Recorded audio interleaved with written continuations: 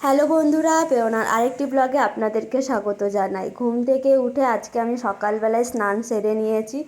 এখানে চুলটা ঝেড়ে তারপরে আমি ক্রিম লাগিয়ে নিচ্ছি। আর দুদিন ধরে আমার শরীরটা খুবই খারাপ ছিল, তাই সেই রকমভাবে ব্লগ করাও হয়নি আর আপলোড করাও হয়নি। আর এই শোটাও আমার তখন আর দেখা হয়ে ওঠেনি।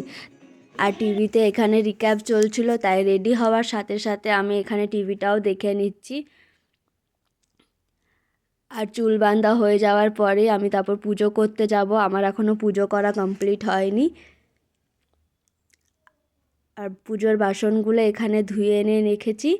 আর তারপরে ঠাকুরকে ভোগ লাগাবো, তাই বাসনগুলো ঠাকুরের সামনে ভালোভাবে গুছিয়ে রাখছি। আর দেখুন আমার ভোগ লাগানো হয়ে গেছে। আর এখানে প্রথমে প্রদীপ জ্বালানোর জন্য পাতিটা ভালো করে রেডি করে নিচ্ছি।